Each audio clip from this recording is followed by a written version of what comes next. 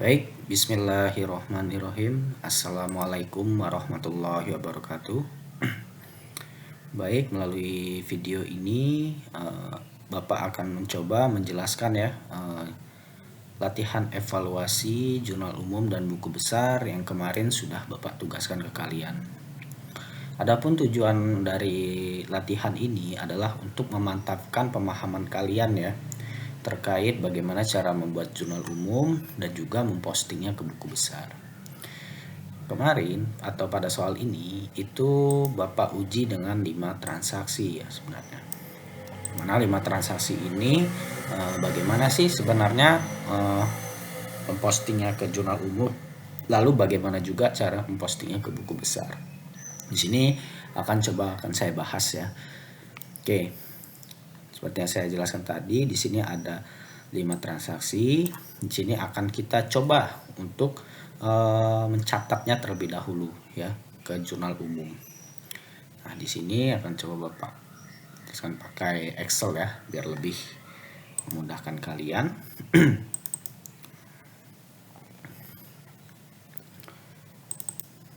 Oke. Baik, di sini pertama kita akan menginput transaksi tadi ke jurnal umum terlebih dahulu. Ya, seperti yang kita ketahui, ya jurnal umum itu adalah jurnal di mana tempat mencatat segala transaksi yang terjadi secara eksternal yang tidak spesifik ya. Jadi semua transaksi eksternal itu dicatatnya di jurnal umum. Nah, untuk bentuk kolomnya seperti biasa ya. Di sini ada tanggal, di sini ada keterangan, di sini ada referensi ya, referensi. Terus ada kolom debit ya, dan kredit. Oke. Nah, di sini kita akan mencoba menjurnal terlebih dahulu ya dari transaksi-transaksi yang ada di soal tadi. Nah, coba yang pertama.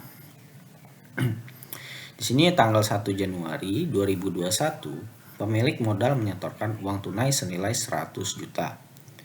Lalu gedung ya, senilai 500 juta. Kendaraan mobil pick up 130 juta. Dan mesin penggiling nilainya 30 juta.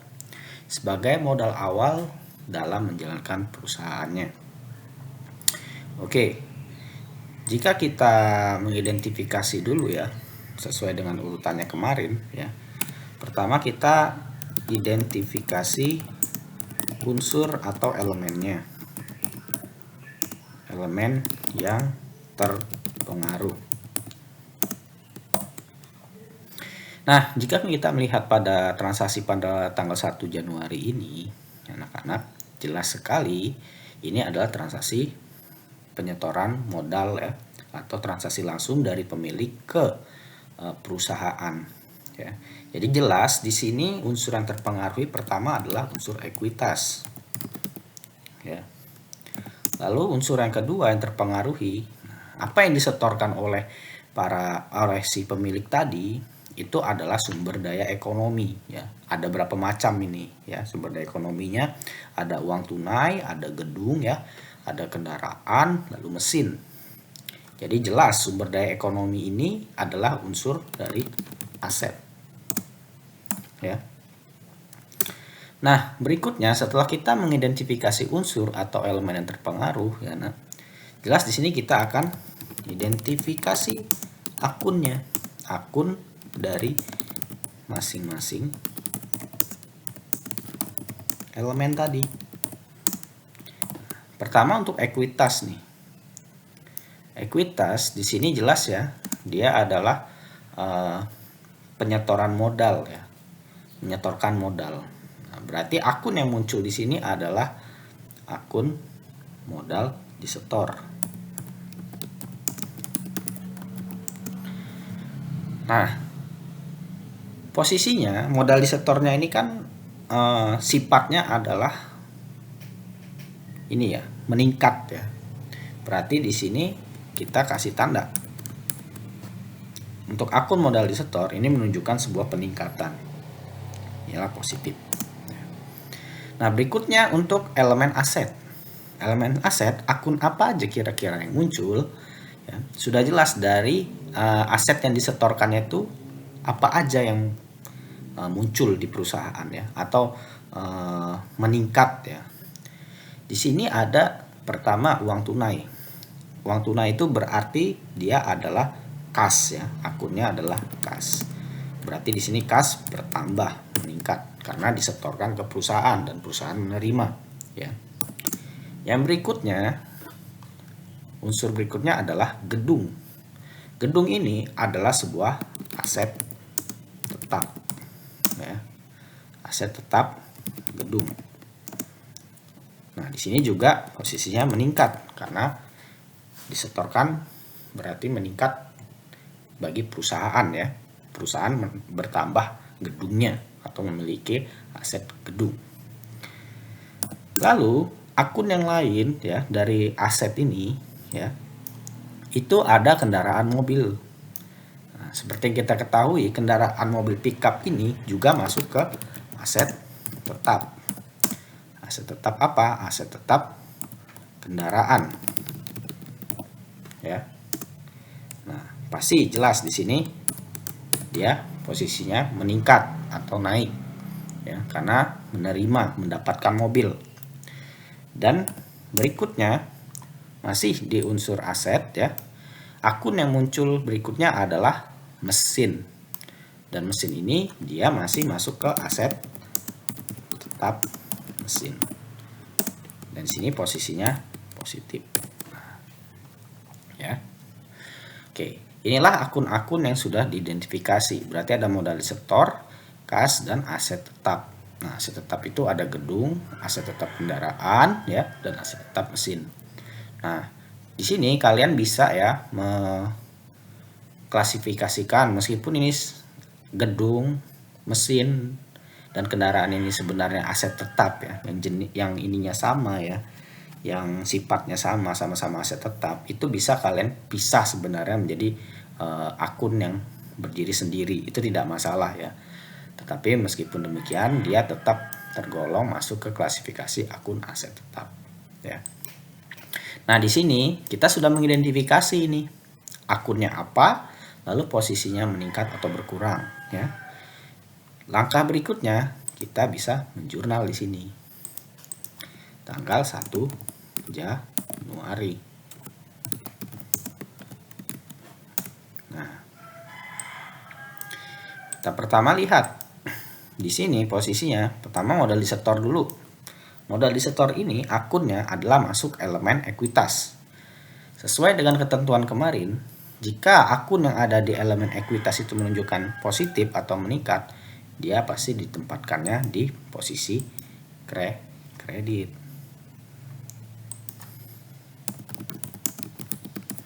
Nah, ya. Lalu kita lihat lagi akun yang lain. Akun yang lain itu ada kas ya. Kas ini masuk unsur aset dan di sini posisinya positif. Dan seperti ketentuan kemarin, jika unsur aset akunnya itu menunjukkan positif atau peningkatan, dia akan ditaruh di posisi debit. Kas. Ini langsung saja ya kita masukkan ya nilai-nilainya. Tadi modal disetor ya, modal disetor itu berarti jumlah semuanya ini ada berapa nih? 100 juta, 600, 730, 760 berarti ya. 10 juta. Oke. Nah, kasnya tadi berapa? Posisi debit itu mana nih? Nah, uang tunai 100 juta ya ini.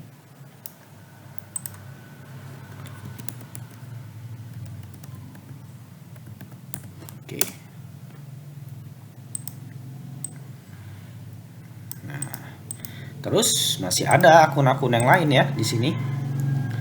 Nah, di sini ada akun gedung ya, aset tetap 500 juta ya.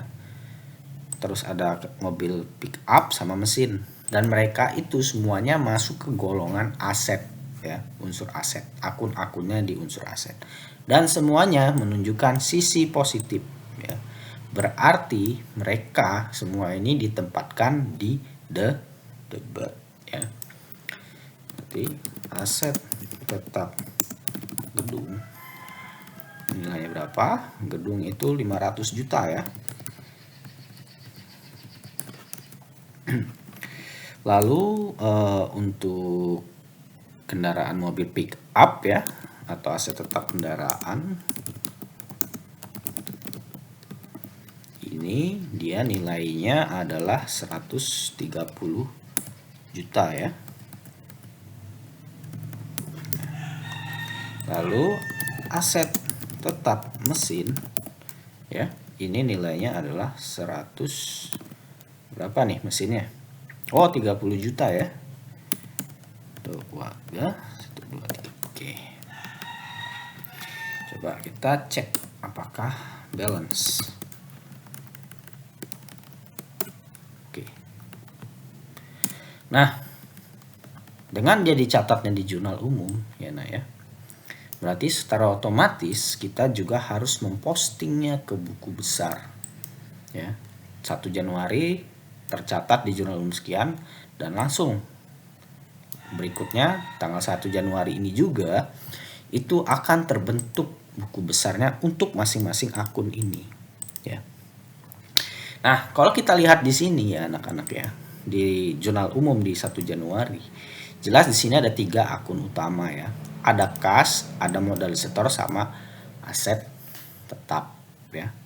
Dimana aset tetapnya ini ada gedung, kendaraan, dan mesin. Berarti di sini akan muncul 3 akun di buku besar ya nak. Oke, tanggal. Nah, di sini ada akun ya.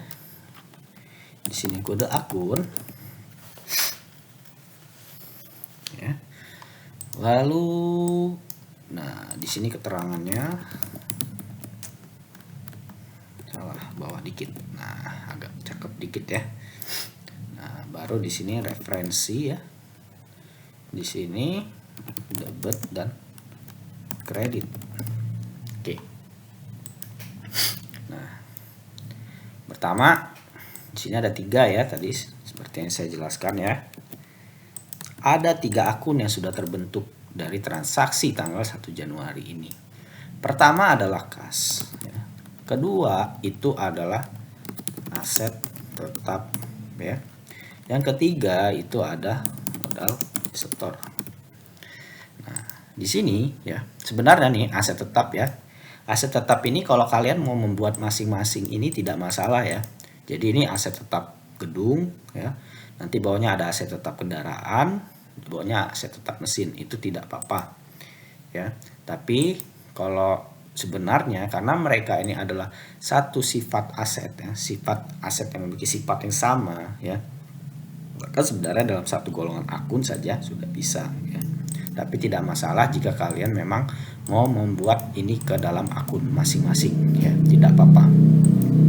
Oke, kode akun ini ya menyesuaikan dengan kita ya. Ya, kalau kas unsur aset kan, unsur aset 1, dia urutan aset keberapa, misalnya aset ke-1 ya, kas. Nah, berarti aset tetap ini kita kasih aja urutan ke-3 di unsur aset gitu ya. Nah, kalau modal setor ini ya, dia unsur ketiga, berarti 3.1. Nah, kalau kode akun ya ini sebenarnya menyesuaikan aja ya, menyesuaikan kalian mau kayak mana ya penomorannya. Nah, sekarang kita masukkan di kas. Kas di sini di 1 Januari ini posisinya adalah di debit ya. Jadi 1 Januari ya. Nah, posisinya ada di debit. Posisinya 100 juta ya. Keterangannya apa di sini ya? Keterangan pencatatannya adalah penyetoran modal. Dari asal muasal kas masuknya di debit ini adalah dari penyetoran modal ya. Jadi saldonya untuk per 1 Januari yaitu 100 juta ya. Ini dijadikan ini aja biar enak ya. Currency. Oke. Nah, terlalu mepet ini ya. Oke, berikutnya akun berikutnya ada aset tetap. Ada 3 di sini ya. Yang 1 Januari anak-anak. Oke, di sini ada 3 ya. Oh ya, ini saya kasih saldo dulu. Saldonya masih 100 juta ya. 1 Januari ini ada 3 aset yang masuk ya. Pertama, apa aja aset tetapnya? Ada aset tetap gedung ya, ada aset tetap kendaraan ya, ada aset tetap mesin ya. Dan ketiga-tiganya itu posisinya adalah debit ya. Debit semua. Oke, kita pindahkan saja. Nah, oke, berarti saldo per 1 Januari itu adalah, nah, karena ini di debit semua, berarti ini dijumlahkan ya. Nah, berarti saldo aset tetapnya adalah 660 juta untuk 1 Januari. Nah, berikutnya akun modal disetor ya. Nah, akun modal disetor di sini posisinya adalah di kredit ya. Tanggal 1 Januari 2021 ya, keterangan modal setor, penyetoran modal. Ini di posisinya adalah kredit ya, menyesuaikan di sini 760 juta. Nah, oke. Jadi saldonya per 1 Januari ya, itu adalah 760 juta. Nah, ini adalah dampak dari transaksi yang pertama, nah, tanggal 1 Januari. Penjurnal umum, jurnal umumnya seperti ini, dan setelah jurnal umum dia akan langsung posting ke buku besarnya seperti ini. Ya, jadi seperti itu ya. Oke, kita lanjut ke transaksi nomor 2 ya. Pada 2 Januari 2021, perusahaan itu membeli persediaan barang dagang senilai 20 juta ya, yang dibayar pada April 2021. Oke, pertama kita identifikasi lagi nah, unsur atau elemen yang terpengaruh. Nah, di sini jelas sekali ya. Di sini dia membeli persediaan, berarti nanti aset perusahaan itu akan terpengaruh di sini ya. Karena ada penambahan ya, penambahan sumber daya dalam bentuk persediaan ya. Nah, tapi di sini akan dibayar pada 10 April. Berarti dia nggak langsung dibayar pas dia dibeli ya. Berarti dibayarnya nanti ya. Nah, kalau dibayarnya nanti secara logika ini akan menimbulkan yang namanya kewajiban. Berarti elemen yang muncul di sini adalah aset dan kewajiban. Tuh ya. Dan berikutnya kita mengidentifikasi. Nah, identifikasi unsur-unsur akunnya dari unsur-unsur ini, aset dan kewajiban. Apa nih akunnya? Dan posisinya bagaimana? Meningkat atau berkurang ya. Nah, pertama kita lihat dari aset dulu nah. Kalau aset di sini sudah jelas sekali ya. Membeli persediaan ya. Berarti persediaan perusahaan itu meningkat ya. Berarti di sini akunnya yang cocok adalah akun persediaan barang dagang ya. Nah, di sini posisinya meningkat berarti positif ya. Nah, berikutnya untuk akun kewajiban ya ini. Ya.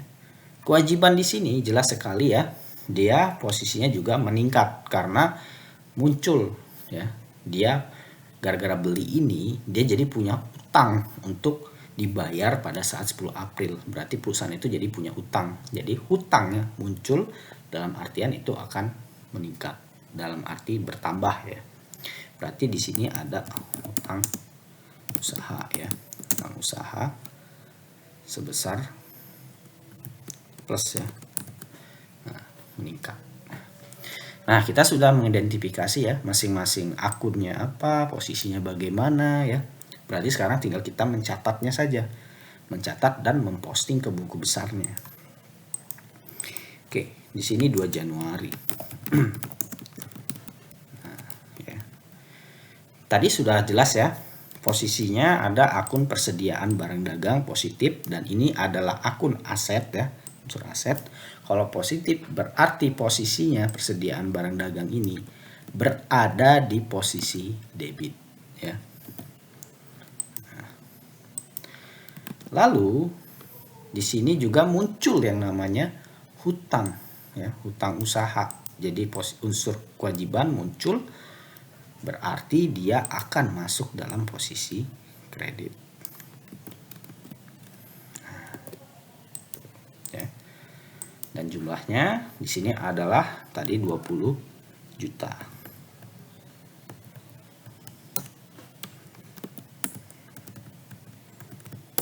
Oke.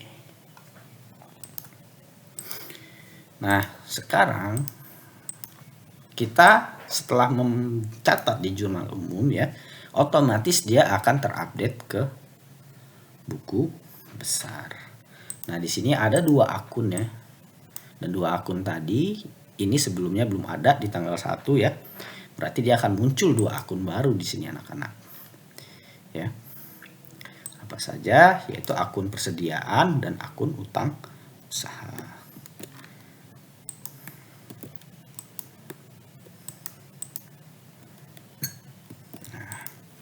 Berarti di sini persediaan ya.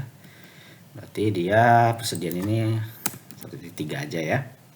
Di sini utang usaha. Utang berarti unsur hutang berarti 2 aja, 2.1 ya.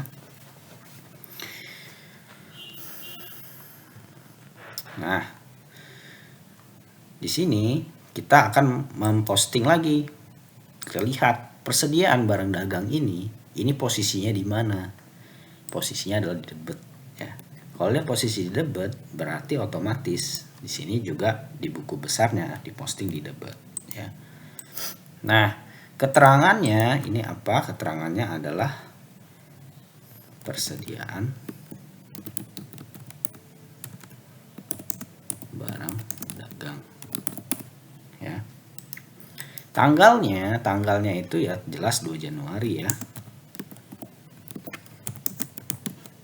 Nah, berarti saldonya dia adalah 20 juta per 2 Januari. Nah, hutang usaha juga kita lihat, oh posisinya di kredit ya. Berarti di sini kita akan pindahkan juga di kredit. Nah, 2 Januari ini hutang apa?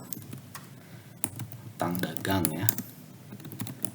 Nah, jadi pembelian barang dagang ini. Tuh ya. Oke. Sekarang kita coba lanjut ke yang ketiga ya. Nah, yang ketiga ini, nah di sini perusahaan itu melakukan kontrak sewa untuk pemakaian gudang ya selama 1 tahun dengan nilainya itu adalah 10 juta yang sudah dapat ditempati saat itu juga 10 Januari ya, berarti saat dia kontrak deal itu tanggal 10 langsung ditempatin ya. Dan tapi di sini ada keterangan lagi nih, pembayaran sewanya dilunasi 28 Januari 2021 ya. Berarti dia belum dibayar nih pas 10 Januari ya. Berarti ini sama seperti nomor 2 tadi ya. Jelas sekali di sini. Berarti unsur elemen yang terpengaruhinya jelas ya. Dia adalah aset dan kewajiban. Kok bisa, Pak? Ya, jelas karena di sini dia mendapatkan hak untuk memakai gedung ya. Berarti itu mendapat sumber daya ekonomi, berarti aset ya. Dan di sini dia bayarnya itu nanti ya beberapa hari kemudian. Berarti pas tanggal 10 Januari posisinya dia masih hutang ya, kewajiban. Nah, berarti di sini akun-akunnya sudah jelas ya. Berarti di sini akunnya adalah sewa di bayar di muka atau DDM singkatannya ya. Jadi muka ini gedung ya. Nah, posisinya plus sama lagi hutang usaha ya. Hutang usahanya adalah hutang sewa. Ya, posisinya juga meningkat di sini. Nah, berarti anak-anak kalau dia posisinya meningkat ya, ya sama seperti yang tadi ya. Kalau aset dia positif ya, berarti dia di sini dicatatnya posisinya debit ya. Berapa nilainya? Nilainya adalah 10 juta. Nah, ya. Ini tanggal berapa tadi? Tanggal 10 ya, 10 Januari. Nah, di sini kreditnya apa, Pak? Nah, kreditnya di sini hutang usaha. Kenapa kredit? Karena hutang usaha sewanya posisinya positif. Usaha ya. Ini sama nilainya anak-anak. Nah, oke. Nah, itu ya. Nah, sekarang kita tinggal masukkan ke buku besarnya 10 Januari. Nah, berarti di sini ada 2 akun yang perlu kita posting ke buku besar. Yang pertama adalah akun sewa dibayar di muka. Dan sebelumnya belum ada ya di situ. Berarti di sini muncul nih, Nak. Akun baru, aset ya. Berarti akun sewa DDM. Di sini 1 titik berapa ya? 1.2 aja ya. Nah,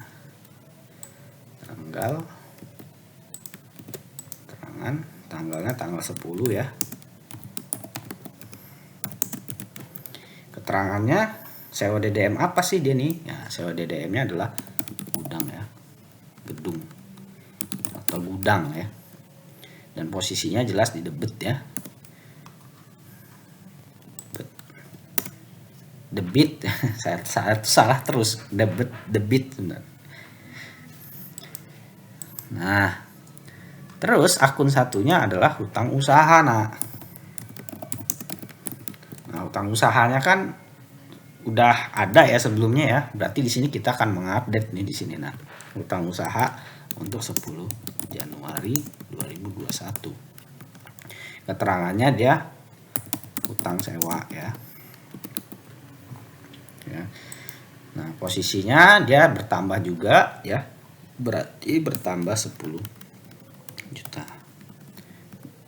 Berarti saldonya, Nak, saldo hutangnya adalah posisi kredit dengan kredit. Ya. Nah, berarti 30 juta satunya. Seperti itu ya. Ini saldonya masih 10 juta ya. Oke. Nah, berikutnya tanggal 4 atau transaksi keempat salah ya, tanggal 26 Januari. Nah, di sini jelas dia merekap semua pendapatan penjualan dengan total penjualan tunai sebesar 30 juta dan kredit 50 juta ya. Berarti sudah jelas di sini ya anak-anak, unsurnya di sini adalah aset dan pendapatan. Lalu akunnya apa untuk masing-masing unsur aset ini ya? Yang jelas pertama, ya jelas pasti dia dapat uang kas ya, kas positif ya bertambah. Kedua, nah di sini dia kan menjualnya secara kredit tuh, berarti belum dibayarin sama pelanggannya, berarti nanti masih berupa piutang. Utang bertambah di sini. Ya. Kreditnya lalu apa di sini? Nah, untuk kreditnya jelas di sini adalah ini ya. Pendapatan penjualan. Nah, oke, di sini kita sudah mengidentifikasi untuk masing-masing akun ya yang muncul dari unsur-unsur ini, sehingga kita bisa langsung pindahkan ke jurnalnya. Tanggal berapa sih tadi? Tanggal 26 ya. Januari 2021.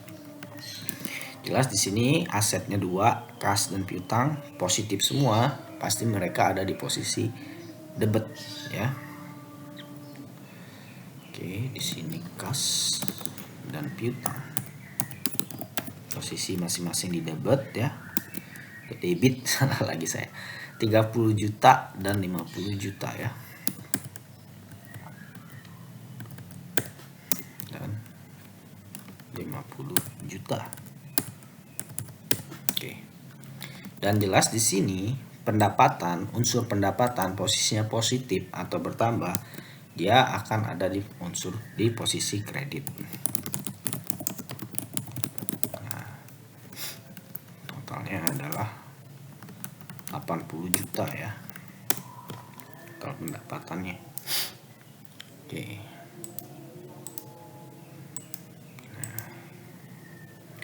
Nah, seperti biasa ya, setelah dia dicatat di buku ini jurnal umum, dia akan langsung diposting ke buku besar ya.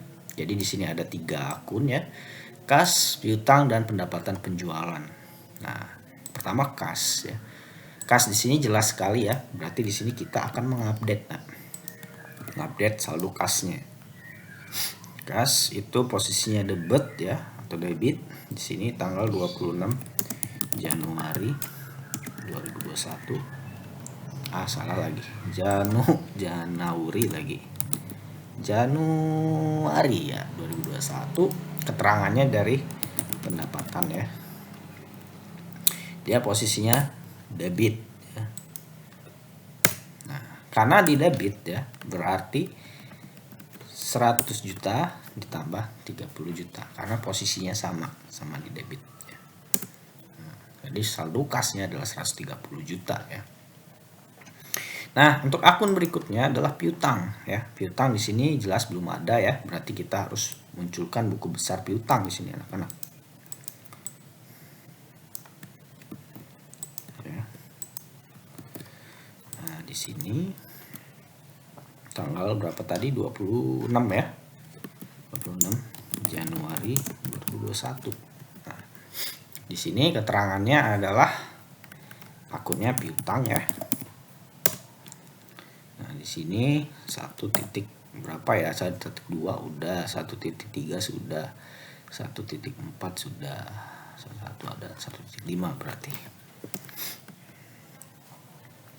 Keterangannya adalah piutang dari piutang dagang ya, atau piutang dari penjualan. Posisinya jelas dia ada di debit. Berarti 50 juta di sini. Ya.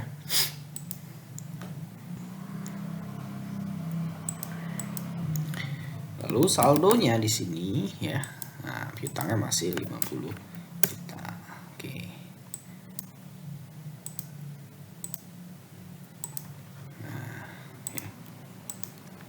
Sekarang yang terakhir nih. 28 Januari 2021 membayar pelunasan sewa gedung sebesar 10 juta dibayar tunai. Masih ingat yang tanggal 10 Januari yang dia janji akan membayarnya 28 Januari. Nah, disinilah dilunasi sama perusahaan tanggal 28 Januari ya. Nah, kalau di sini jelas sekali anak ya. Unsurnya di sini ada kok ikut ya. Pertama pasti aset, dia bayar tunai, berarti ada yang keluar di sini, aset terpengaruh.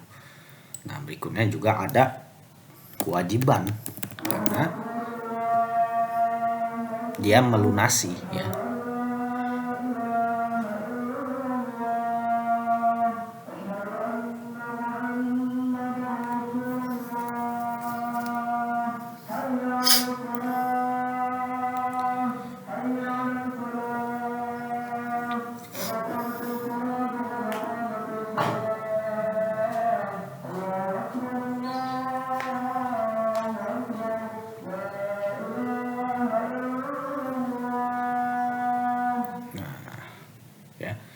di sini dia kewajiban karena melunasi. Nah, berarti identifikasi akun-akun dari masing elemen.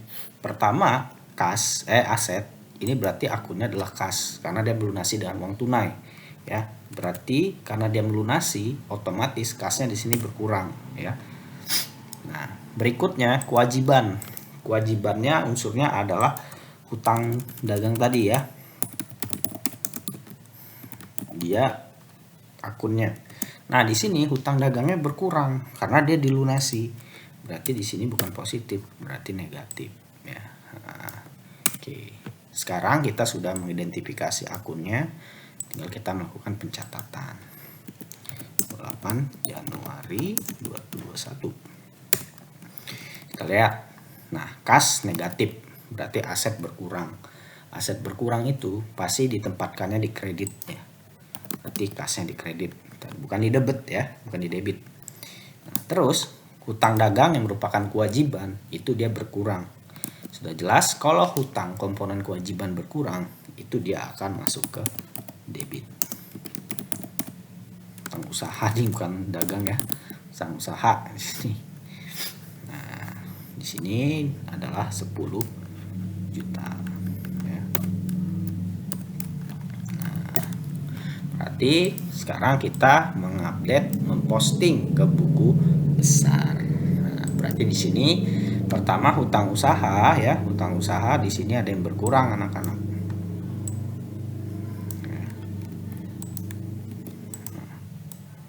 Berarti di sini ada yang berkurang ya. Nah, di sini ada yang berkurang 28 Januari.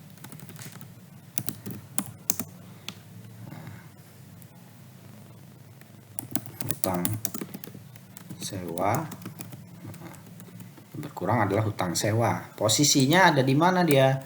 Posisinya ada di debit ya. Nah, ya. Berarti saldonya, nah, lihat ini. Kredit, ketemu kredit ya nak, masih ditambah. Nah, di sini dia debit, berarti ketemu kredit ketemu debit, berarti dikurang. Nah, ya. Jadi gitu aturannya ya. Kalau dia nyilang kayak gini berarti dia mengurangi. Kalau sama-sama berarti menambahkan ya. Karena saldo normalnya untuk kewajiban itu adalah kredit ya.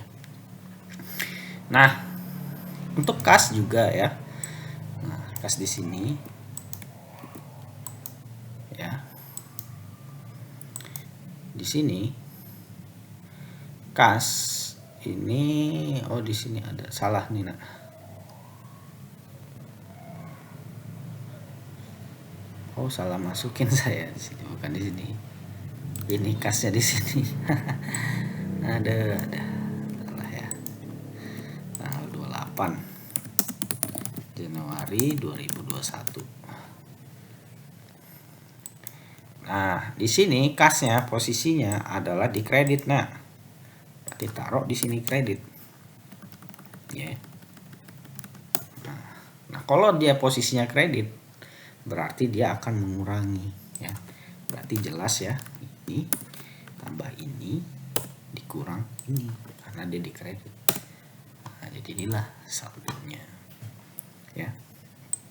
Nah, ini jadi jurnal umumnya ya.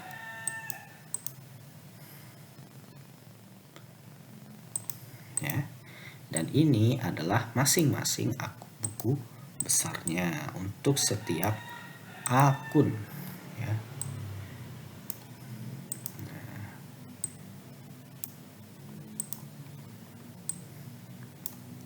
Oke.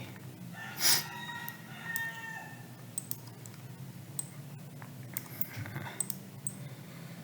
Oke. Baik, sampai di sini ya untuk pembahasan latihan kita ya. Insya Allah materi berikutnya itu setelah kita, ini kan namanya proses pencatatan ya, pencatatan itu ke jurnal dan juga posting ke buku besar, itu adalah pencatatan.